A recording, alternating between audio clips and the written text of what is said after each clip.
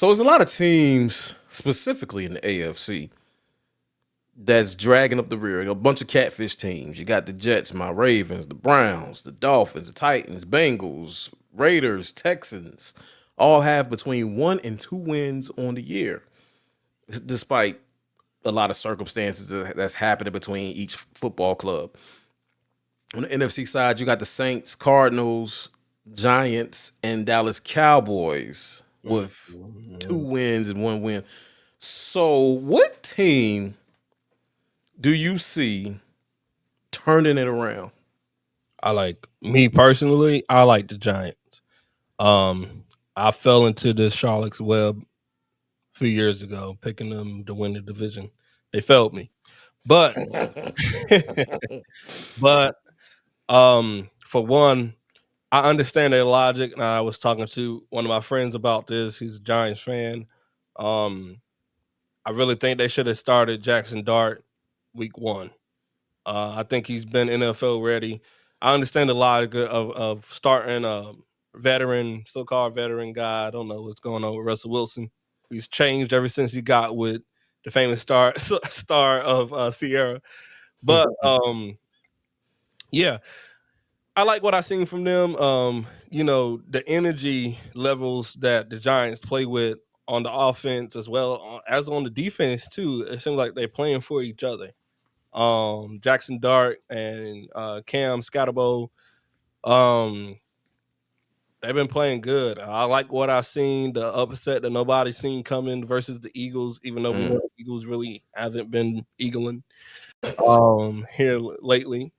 They've been not flying high, been flying kind of low here lately. Eagles Um, playing like buzzards right now, but we'll talk about but that. yeah, I like what I've been seeing from them, man. I mean, if they could just continue, I think from the defensive side, I want to see more from their front seven. Because they are secondary really, they're still young, they're gonna be prone to making mistakes. But I really like what they got on the front seven. If they continue to try to get pressure on the quarterback, I think I look at their schedule. I know they got the Eagles again. I know they play the Broncos. They got some tough opponents. I mean, it's not really easy.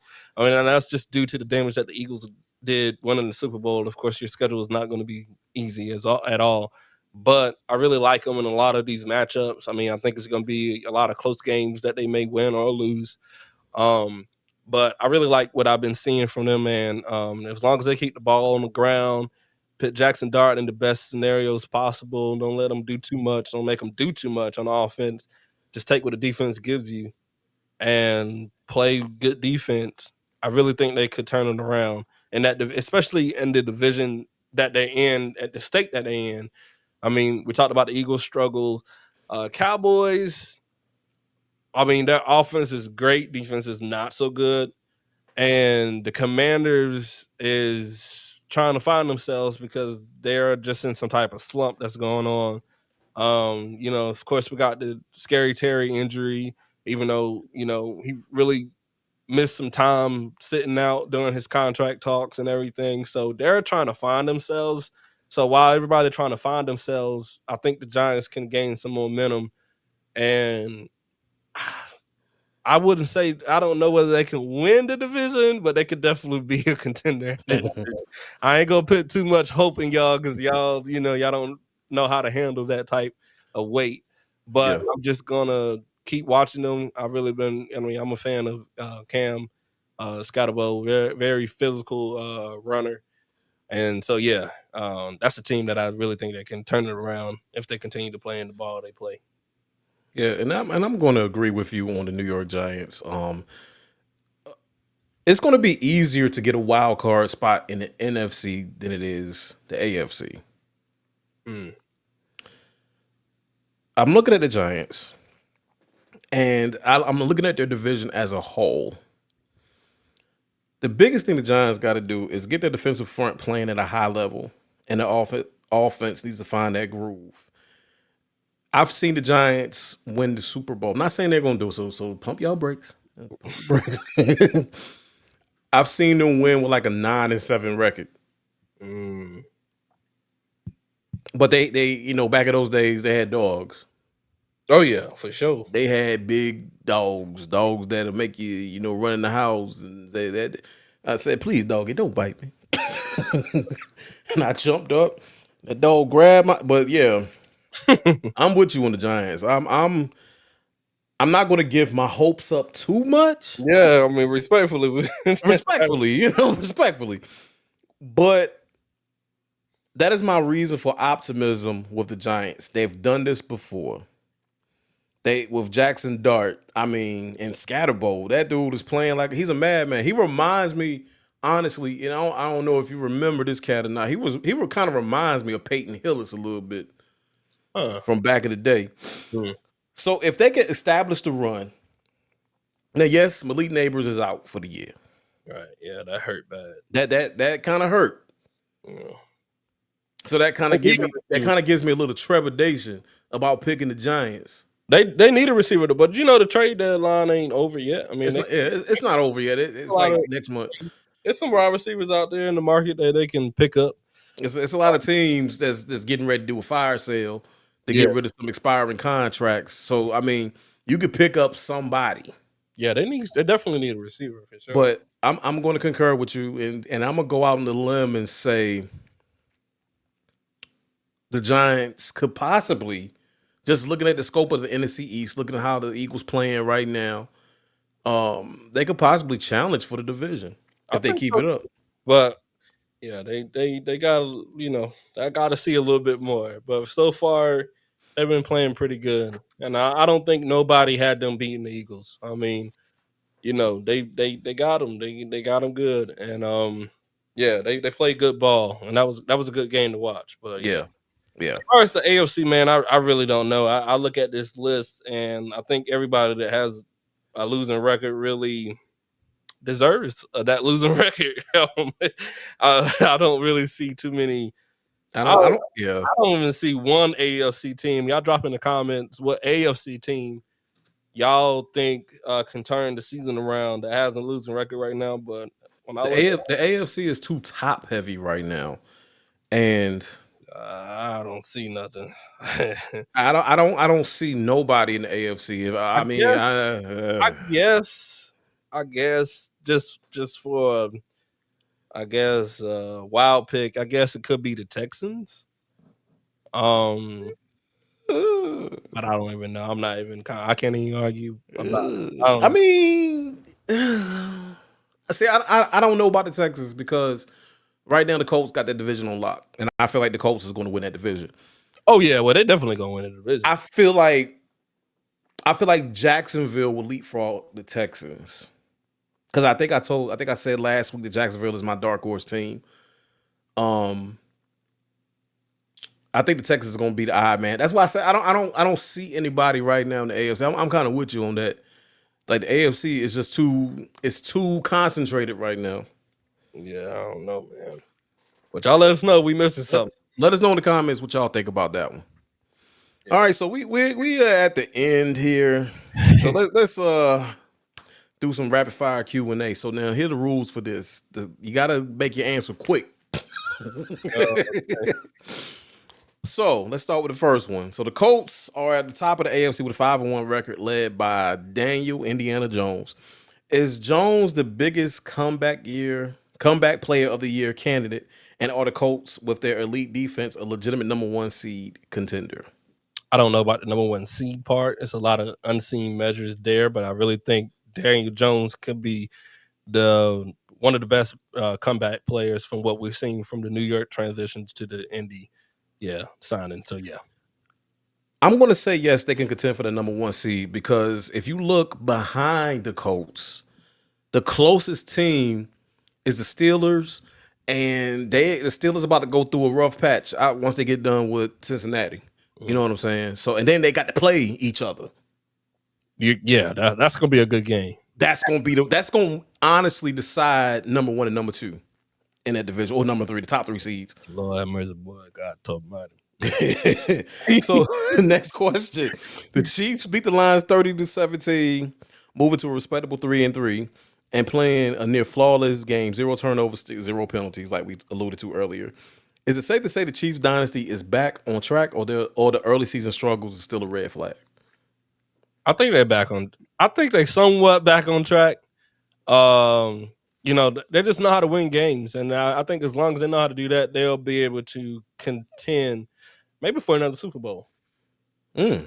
I'm going to say they're back on track as well. Even though they didn't get not one penalty, and you can't tell me you played a 60-minute football game and not have one type of penalty. I feel like they're back on track. They dominated over the Lions as a 4-2 team, and they prove they still have a championship gear. And of course, they get a suspended player back next week, and that should boost the offense even better. Mhm. All right, so question 3. Baker Mayfield threw for 2 touchdowns and no interceptions in the Buccaneers win, moving them to 5-1. Does he deserve to be firmly in the top 3 of the MVP conversation right now? Let me go ahead and answer that. We kind of answered it Yeah, together earlier. Yeah. yeah, definitely. Yeah, so we can, Yeah, yeah, no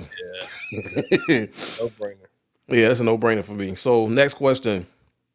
Star wide receiver Puka Nacua of the Rams left the game with an ankle sprain, but returned briefly. With the Rams heading to London for Week 7 against the Jaguars, is it more likely he plays or sits for a full recovery before the Week 8 bye? I say he need to sit down.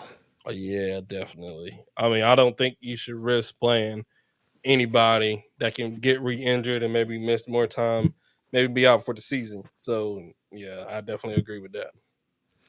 Next question. This one is near dear to my heart. The Baltimore Ravens fell to 1-5. Is it time to officially panic, or is Lamar Jackson's incredible personal efficiency 104.4 passer rating enough to still trust a major second half, sir? I say, I'm not going to panic. I'm going to tell you why. Mm. I don't want to win another game this year. I want a top pick. So throw all that bull jive out the window. Let Cooper Rush 2025. You heard it here. Yeah, I think. I mean, yeah, I think it's definitely a panic mode for the Ravens. Definitely. I mean, just starting 1-5 on the season, that's just not Ravens like. And so I think either y'all gonna figure it out, or you're gonna do like y'all said and lay down and get the first Hey, get if the the get a top Indianapolis draft. Colts if they could tank for Andrew Luck, now I'm not saying replace Lamar Jackson, but there's gonna be some pass rushers coming out the draft, so you might want to, the dial it back just a tad. But knowing Harbaugh, he just is simple. But anyway, let's move on to the next question. So, the game of the week is going to be between the Buccaneers and the Lions on Monday Night Football. After the loss to the Chiefs, what team has a bigger pressure to win? I'm going to say the The Lions. Lions. Yeah. I mean, I think Ibuka is injured if I say his last name right. Yeah. And so yeah, the Lions were definitely an upset from the Chiefs. I don't, really, yeah, definitely the Lions. Okay. So next one, the 4-2 Patriots are favored by over a touchdown on the road versus the 1-5 Titans. Is this the week rookie quarterback Drake May, who we talked about earlier? Is this the game he has his first 300-yard multiple touchdown blowout performance? Yes. Mhm. Yes, the Titans are in disarray right now. They just fired the head coach. They ain't been tightening, and however you want to say it. I don't know about that one. I'm gonna say no. It could definitely go that way, Mhm. but I don't see it going that way. Um, yes, they're gonna win. I don't think the Patriots are gonna lose, but I don't know if Drake Maine is gonna do a 300-yard game with multiple touchdown blowout performance. I don't think so. I think it'd be sort of a low scoring game between the two. So yeah, I'm gonna say no on that. Okay, so next question: which quarterback is facing pressure in Week 7, and who is going to be benched if they lose? Will it be Justin Fields? He's 0-6 right now. The Jets are 0-6. They're playing the Carolina Panthers, who's are they are not. I can call them Panthers again. Or not Joe Burrow, isn't it? Or Joe Flacco for the 2-3 Bengals. I mean, if anybody's gonna be benched, I think it should be Justin Fields. I don't think Joe Flacco will be traded and benched within a week. Yeah, that's Um, So yeah, definitely, Reg- definitely. Regardless of what Mike Tomlin was saying. Like, what you crying for? Hey, Mike Tomlin, from what I'm hearing, he do not like playing Joe Flacco. Oh, I know. Yeah, yeah, I know. It's crazy. Joe Flacco has played for 75% of the AFC North. That's right, crazy. right, yeah. So the Steelers are 5.5-point favorites over the Bengals Thursday night. Which defensive player will make the most critical play in this AFC North grudge match? I'm Mm, going to say TJ Watt is going to make the play mm. because he always make the play. It's going to be, and it's Joe Statue Flacco. So that's going to be easy pickings. Maybe I got two actually on this one. Is either going to be Jalen Ramsey, who's been blitzing a lot off the edge, had a few Mm. sacks with Dylan Gabriel last week, or to be Nick Herbig. Nick Herbig has been playing good since Highsmith has been injured on that side, and so I like what I've been seeing from them. A lot of people have really game planned versus TJ Watt pretty well. I mean, the film is out on him. I mean, I really wish that he would play on both sides more. But yeah, I, I'm gonna have to, and like I said, TJ Watt simply because the Bengals' offensive line is not good. That's what got Joe Burrow lit up. mm, So if he doesn't feast on Thursday night, then we gonna have to stick to Nick Herbig and Jalen Ramsey. mm. So last question: the 3-3 Chiefs host the 2-4 Raiders. After that big Sunday night win, do the Chiefs finally put their early season struggles behind them with a decisive win, or does the Raiders' tough run game keep it close? That is a difficult question, but I think it's going to be a decisive win for the Chiefs. Yeah. I mean, yes, I know the Chiefs will win. Divisional games are always, always, always very iffy. Yeah. And so that'll be a good game to watch. It can get real ugly for the Raiders if they let Kansas go in and ball like they want to or can. Um, but yeah, I think yeah, I mean, obviously Kansas early struggles is sort of getting behind them because they're getting more players back involved in that offense. But yeah, I think it'll be a close, decisive win, like you said, for Kansas. Yeah, I'm thinking more of the lines of like 28-7 or something like that. Because, we playing a division rival. They know each other, play each other twice a year. You know how that go. Yeah, Oh, but that was a good show. So let us know in the comments what y'all think about the questions. If y'all got something to add to the questions that we asked each other on tonight, please put it in the comments. Um, what else? Oh, on Facebook. If you're on Facebook, please join the back porch. That's yeah, our official landing spot. That's where we hang out at.